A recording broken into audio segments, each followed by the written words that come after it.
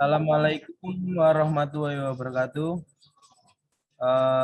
Saya Ahmad Yusril Ihza, NBI 1431900-106, dan bersama teman-teman saya, silakan Erik. Nama saya Erik Nurastia Wijaya, NBI 14319000098. Selanjutnya ada Liza. Kenalkan, nama saya Liza Rufania, NBI 143100089. Selanjutnya ada Subhan Waji. Perkenalkan, nama saya Subhan Wajihi, NBI 1431900-113. Terus selanjutnya ada Alvaris Abel.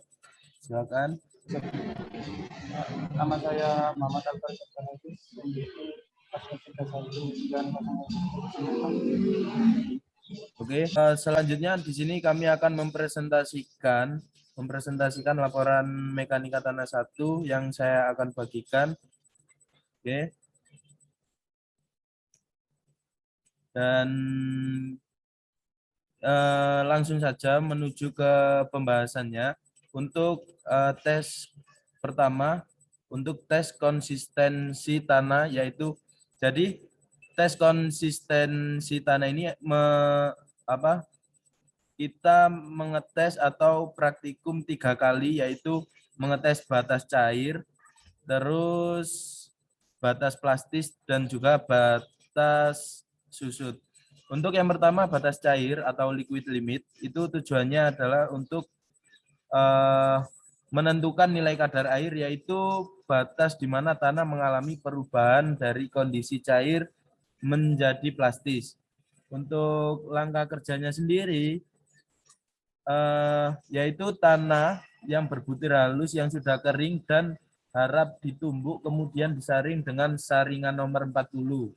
Setelah itu, ambil tanah tersebut yang sudah lolos nomor 40, saringan nomor 40 dicampur dengan air sedikit demi sedikit, lalu diletakkan tanah sudah disiapkan pada langkah nomor 2 di dalam mangkok. Selanjutnya, buat alur pada contoh tanah yang disiapkan pada nomor 3 sepanjang garis tengah mangkok atau cast grande. Itu adalah langkah kerjanya. Selanjutnya, untuk dasar teori sendiri, batas cair atau biasa kita sebut LL didefinisikan sebagai kadar air tanah pada batas antara keadaan cair dan keadaan plastis, yaitu batas atas dari daerah plastis. Untuk rumus yang digunakan adalah WC sama dengan B min C per C min A kali 100%. Untuk perhitungannya, ini adalah data yang kami ambil dari praktikum, yaitu berat cawan, di satuannya adalah gram. Ini hasil dari praktikum kita. Terus ini adalah data atau contoh perhitungan batas cair sesuai data yang kita dapatkan. Selanjutnya, untuk kesimpulannya sendiri, batas cair dapat kita simpulkan bahwa rata-rata batas cair tersebut adalah sekitar 83%. Selanjutnya, untuk konsistensi tanah yang kedua, yaitu batas plastis. Pengetesan batas plastis ini, tujuan dari kegiatan praktikum ini ialah untuk menentukan nilai batas plastis atau plastis limit dari suatu sampel. Ini untuk langkah kerjanya, yaitu tetap mengambil tanah yang sudah lolos saringan nomor 40, terus mengambil tanah tersebut dan memasukkan ke dalam nampan, terus siapkan cawan yang sudah ditimbang, umpama beratnya sama dengan A gram. Itu adalah langkah kerjanya dan seterusnya. Selanjutnya, ini untuk rumusnya, rumus batas plastis ini adalah WC sama dengan B min C per C min A kali 100%. Untuk ini adalah contoh gambar contoh tanah yang digulung. Ya, untuk mengetes batas plastis ini kita mengambil tanah dan kita gulung yang seperti yang ada di gambar ini sampai retak-retak, paling enggak diameternya 3,2 mm, sehingga nanti gulungan lemahnya atau tanah seperti ini terlihat retak-retaknya dan sudah mulai bisa diuji. Untuk hasil pengamatannya sendiri batas plastis yaitu ini adalah data yang kami dapatkan ketika praktikum. Untuk berat cawan dinotasikan A, berat cawan plus tanah basah B, berat cawan atau tanah kering C, berat air B min C, berat tanah kering C min A. Ya, itu selanjutnya ini adalah contoh perhitungannya. Dan untuk kesimpulan dari praktikum batas plastis ini adalah percobaan pada batas plastis menghasilkan hasil kadar air terbesar 191,67%. Selanjutnya yaitu untuk praktikum konsistensi tanah, yaitu menganalisa batas susut, yaitu SL. Untuk tujuannya sendiri adalah menentukan kadar air pada batas semi padat dan untuk menentukan sifat-sifat tanah. Selanjutnya, ini adalah cara-caranya. Ini adalah rumusnya, yaitu W1 B min C per C min A kali 100%. Terus yang kedua adalah W2, yaitu ini rumusnya. Selanjutnya, ini adalah data yang kita dapatkan ketika kita praktikum batas susut. Yaitu yang kita dapatkan nanti adalah berat cawan logam, volume cawan logam, berat cawan logam plus tanah basah, berat cawan logam plus tanah kering, berat tanah kering, volume tanah kering, dan lain sebagainya. Ini yang nanti kita dapatkan. Terus nanti untuk W1 dan juga W2 nanti kita akan menghitung sendiri. Ini adalah contoh perhitungan batas susut, yaitu kita mencari W1 dan juga W2, sehingga batas susut yaitu W1 min W2. Untuk kesimpulannya sendiri, percobaan pada batas susut rata-rata menghasilkan hasil kadar air sebesar 16,36%. Mungkin itu saja untuk percobaan konsistensi tanah. Jadi ini adalah lampiran dokumentasi, ini adalah yang gambar alat tas grande, terus alat-alat mencari batas cair bisa dilihat di gambar. Ya, selanjutnya bab 3 analisa saringan dan gradasi butiran yang akan dijelaskan oleh teman saya, Saudara Erik. Baik, saya Erik Nurasdi Wijaya, saya NBI 14319000098. Kali ini saya akan menjelaskan tentang bab 3, yaitu tentang analisa saringan dan gradasi butiran. Tujuan mengenai analisa saringan dan gradasi ini adalah menentukan gradasi atau pembagian ukuran butir tanah atau grain size distribution dari satu sampel tanah dengan menggunakan suatu saringan. Berikut adalah peralatan-peralatannya, timbangan dan berat. Lalu langkah kerjanya yaitu pertama cari contoh pasir kerikil dengan diameter lebih dari 4,75 mm atau untuk saringan nomor 4. Lalu tanah langkah nomor 1 tadi harus sudah dikeringkan dan diambil sebanyak 100 gram. Lalu dipecahkan menjadi gumpalan-gumpalan tanah. Lalu tentukan berat yang dihancurkan, beratnya kurang lebih 500 gram. Lalu menyusun ayakan sesuai dengan nomor. Memasukkan tanah yang telah disiapkan pada nomor 4 ke dalam ayakan yang telah disusun. Lalu letakkan saringan yang berisi tanah pada langkah nomor 6 di mesin pengguncang dan mengerasi baut-bautnya, kemudian menggoncang ayakan 10-15 menit.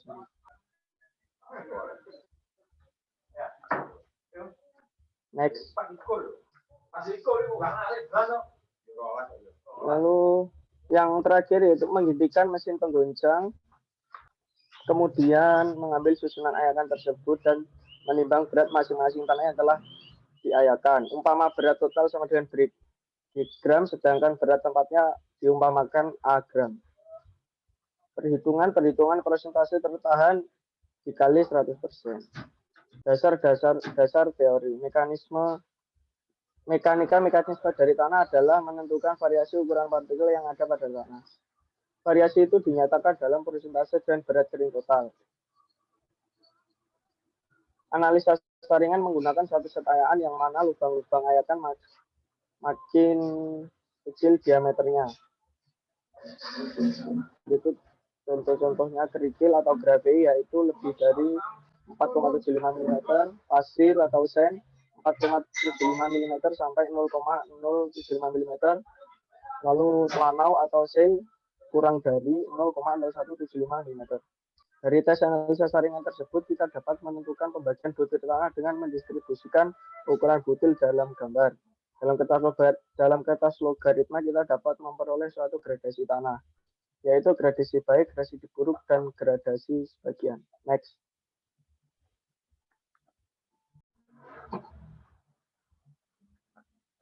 Untuk menentukan gradasi tanah, kita dapat mencari dengan rumus tersebut,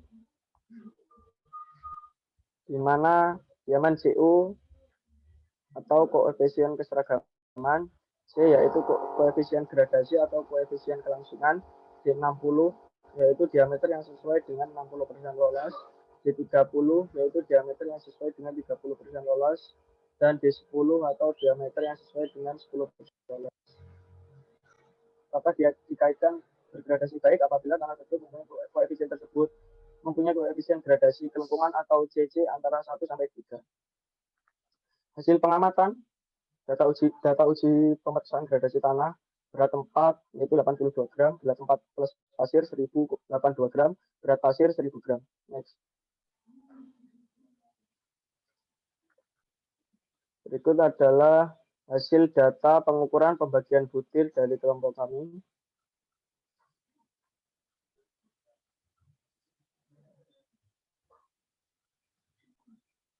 Ini data perhitungan pembagian butir. Kesimpulannya adalah dapat disimpulkan bahwa nilai-nilai rata-rata berat pasir yang tertahan yaitu 14,02 lebih kecil dari berat pasir awal yaitu 1000 gram. Mungkin itu saja yang dapat saya sampaikan. Selanjutnya akan dijelaskan oleh teman saya. Oke, selanjutnya adalah tes pemadatan tanah atau proktor tes yang akan dijelaskan oleh saudara siapa? Silakan. Dinyalakan mic-nya. Ya, saya kalau kali ya. Sudah kedengaran. Kali ini saya akan menjelaskan tentang tes pemadatan tanah atau yang disebut dengan proktor tes. Tujuannya yaitu untuk menentukan hubungan antara kadar air dan kepadatan atau yang disebut berat volume kering tanah apabila dipadatkan dengan tenaga pemadatan tertentu berdasarkan jumlah tenaga pemadatan. Alat dan bahan yang digunakan yaitu cetakan besi berbentuk silinder, penumbuk dengan berat dan tinggi jatuh 5,5 lux. Terus kemudian timbangan dengan ketelitian 1 gram kapasitas 20 kg, lalu timbangan dan ketelitian 0,10 gram. Kemudian lengser, yang ke-6 cek level dongkrak, yang ke-7 pembaris besi, yang ke-8 ayakan nomor 4, yang 9 cawan, 10 oven, yang 11 bertutur. Langkah kerjanya yaitu yang pertama, ambil contoh tanah kering sebanyak 2-3 kilo dan pecahkan semua gumpalan-gumpalannya sehingga butiran tersebut dapat lolos pada ayakan nomor 4 dan ditampung di lengser. Kemudian tambahkan air pada tanah di dalam lengser dan campur dengan merata. Penambahan air kira-kira 1000 cc. Kemudian ditimbang cetakan plus plat dasar dan diukur diameter serta tinggi dari cetakan untuk mencari volumenya. Yang keempat, memasang silinder berpanjangan pada bagian atas dari cetakan. Yang kelima, masukkan tanah lembab yang disiapkan pada langkah nomor 2 ke dalam cetakan 3 kali lapis yang kira-kira sama tebalnya. Tiap-tiap lapis harus dipadatkan secara merata dengan standar proktor hammer sebanyak 5 kali. Next. Dasar teori.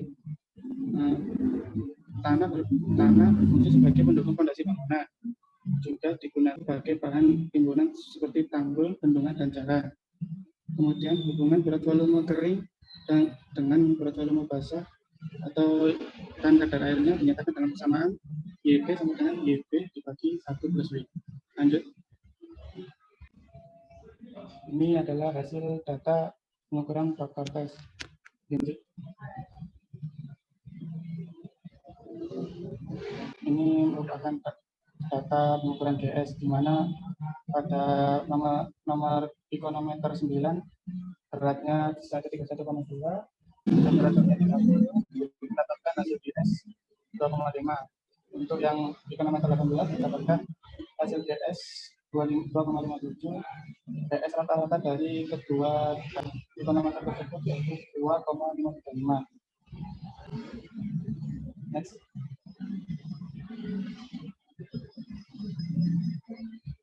Kesimpulannya yaitu percobaan praktikor dapat mengetahui nilai dari kadar air, berat volume basah, dan berat volume kering. Rata-rata dari nilai kadar air yaitu 6,848 derajat persen. Rata-rata berat volume basah yaitu 2.078 gram per cc dan rata-rata berat volume kering yaitu 1.968 gram per cc. Sekian dari saya. Apabila ada salah kata, dimaafkan. Bab 5 permeability atau rembesan. Silakan. Perkenalkan, nama saya Liza Rufania, NBI 143190089.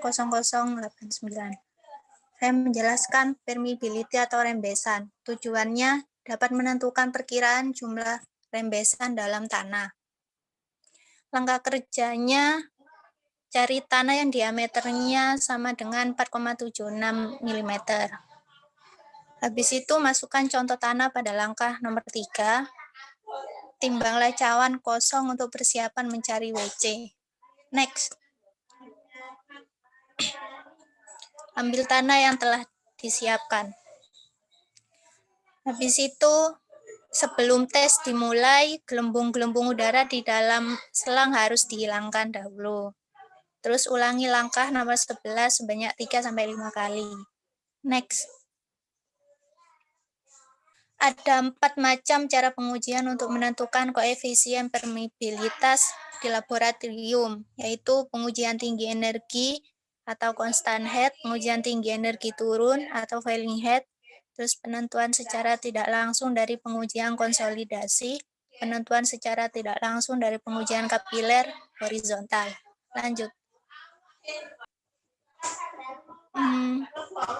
Constant head ini pengujiannya cocok untuk jenis tanah granuler.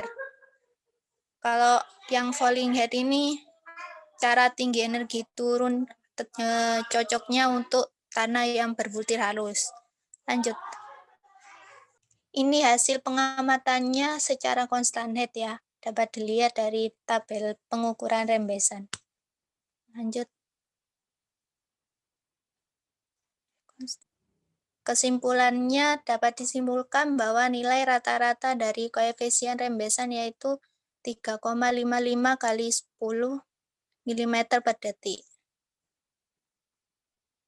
Ini lampiran dan dokumentasinya bisa dilihat ya. Sekian, terima kasih. Untuk selanjutnya adalah bab 6 atau tes konsolidasi tanah. Barangkali Mas Mohan Wajib mau menjelaskan. Oke, saya Subhan Wajihi, NBI 143-19113. Di sini saya menjelaskan tentang tes konsolidasi tanah. Tujuannya untuk mengetahui konsolidasi dan besarnya penurunan tanah, mendapatkan beban. Keadaan tanah di samping tertahan dan diberi drainase pada arah vertikal. Ini alat dan bahannya. Terus langkah kerja, siapkan tanah asli dengan diameter dan tingginya melebihi ring konsolidasi. Terus selanjutnya, tentukan diameter, tinggi, beratnya. Selanjutnya, olesi faselit atau minyak pelumas di bagian dalam. Yang ketiga, ambil cawan dan ditimbang. Yang keempat, istilah ring konsolidasi yang telah disiapkan di langkah nomor 2.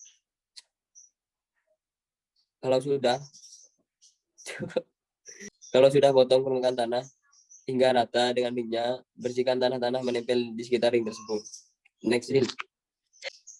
Contoh menentukan beban yang akan ditambahkan. Dua hal penting yang mengenai penurunan ialah besarnya penurunan yang terjadi, kecepatan. Terus next. Nah, di sini hasil pengamatan mencari B per V tanah. Next. Di sini data pengukuran penurunan. Next drill. Di sini data pengukuran WC dan data pengukuran GS. Next. Di sini ada data pengukuran rebound. Dan kesimpulannya dapat disimpulkan nilai kadar air rata-rata adalah 18,76%. Next. Di sini lampiran dan rekomendasi bisa dilihat alat pengujian konsolidasi atau odometer. Sekian dari saya, terima kasih. Oke, selanjutnya adalah tes volumetri dan granimetri. Pertama adalah tujuan dari praktikum ini adalah menemukan volume sampel tanah, terus menetapkan berat volume beberapa contoh tanah. Untuk alat dan bahannya bisa dilihat di titik ini, ada gelas kaca ukuran, kaca data, 3 paku, dan seterusnya. Untuk langkah kerjanya sendiri adalah untuk yang pertama mencari tanah yang undisturbed atau asli, keluarkan dari dalam tabung, terus potong tanah perlahan-lahan hingga berbentuk persegi dengan ukuran 2 x 2 x 2 cm. Ya, terus selanjutnya adalah timbanglah cawan tempat tanah yang sudah tersedia, umpama besarnya sama dengan A gram. Selanjutnya nanti isi gelas kaca ukuran 5,5 sampai 6,5 cm. Ya, terus selanjutnya memasukkan tanah yang sudah disiapkan. Terus langkah ketujuh yaitu timbang mangkok kaca plus air raksa yang dipindahkan karena didesak tanah tersebut, umpamanya beratnya D. Selanjutnya ini adalah rumus yang didapat rumus-rumus yang dipergunakan untuk menghitung parameter tersebut, yaitu ada itu. Untuk ini selanjutnya, oke, untuk soalnya adalah dari data pengujian yang Anda lakukan di laboratorium, tentukan harga-harga yang di bawah ini ya. Itu ada berat volume, kadar air natural, spesifik gravity. Selanjutnya ini adalah data pengujian. Ini adalah dari data pengujian di laboratorium didapatkan berat volume, kadar air natural, spesifik gravity. Terus yang kedua dengan menggunakan parameter A, berat volume kering, yaitu di sini kita menghitung berat atau volume kering, yaitu cawan ini yang kita dapatkan di laboratorium, yaitu untuk rata-ratanya 1,09 berat kering. Untuk ini adalah berat volume butir, rata-ratanya didapatkan 1,81. Terus angka pori, yaitu didapatkan rata-rata 0,58. Selanjutnya untuk kadar pori, ini adalah perhitungan kadar pori atau dilambangkan N, didapatkan rata-rata 0,32. Selanjutnya derajat kejenuhan. Untuk derajat kejenuhan didapatkan rata-rata 176,47. Untuk data pengukuran volumetri sendiri ini adalah datanya, yaitu ada berat cawan plus tanah basah, berat cawan tempat HG, terus berat cawan plus HG yang dipindahkan, dan seterusnya. Selanjutnya yaitu di sini untuk perhitungan data volumetri V dan itu berat tanah kering. Ini adalah hasil perhitungan anggota kami, yaitu untuk kesimpulannya sendiri adalah dari percobaan di atas, berat rata-rata volume basah 1,6, lalu dari 3 percobaan yang tertinggi adalah percobaan nomor 16, yaitu 1,7. Ya, sekian untuk laporan untuk kelompok 18. Dan kurang lebihnya saya mohon maaf, dan juga teman-teman saya, dan saya akhiri. Assalamualaikum warahmatullahi wabarakatuh.